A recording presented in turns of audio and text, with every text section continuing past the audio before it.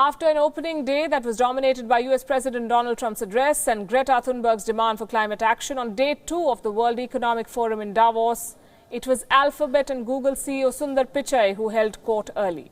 He spoke about the impact of technology and how artificial intelligence can change human lives. Pichai said that even though there were risks, the biggest risk was to not work on it and make it better. And more recently with AI, just in the last month alone, we have seen how AI can clearly help doctors better detect breast cancer with more accuracy. We just recently launched better rainfall prediction. Over time, AI can play a role in climate change.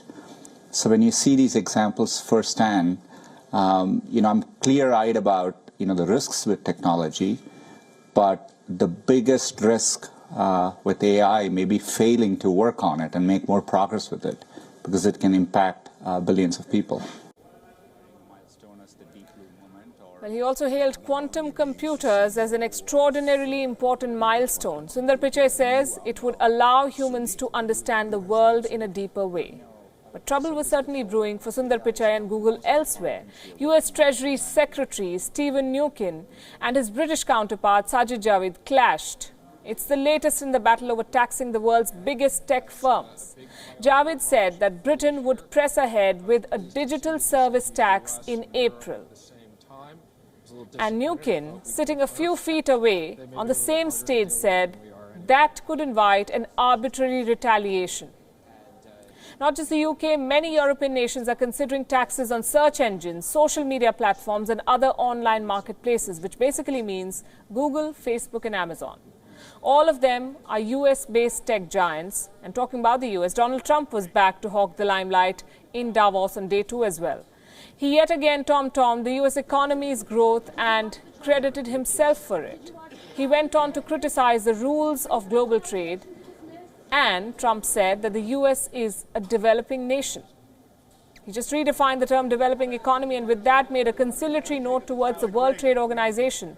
He also said that he expects to be able to make a trade deal with Europe, but that negotiating an agreement is tougher than the trade pact that he struck with China. And in the end, before he could wrap, Trump was yet again confronted with questions about climate activist Greta Thunberg, and his response was one of impatience and arrogance, perhaps.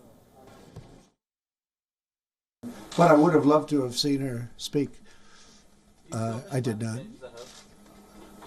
No, not at all. I think aspects of it are, I think that some people they put it at a level that is, unrealistic to a point you can't live your lives.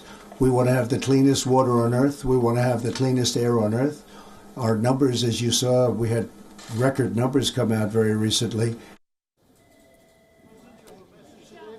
But Trump continued to receive clear messages on climate action from the international climate scientists who have set up what they call an Arctic base camp. They are sleeping in tents on the mountains above Davos. And at the camp, Christina Figueres, the former head of the United Nations Climate Change Convention, questioned Donald Trump.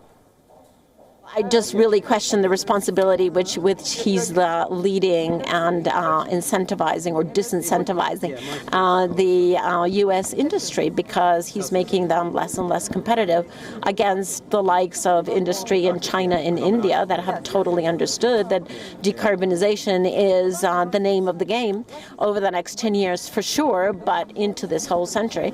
And I'm really concerned for those parts of the U.S. industry that are not all of them that actually pay attention to that.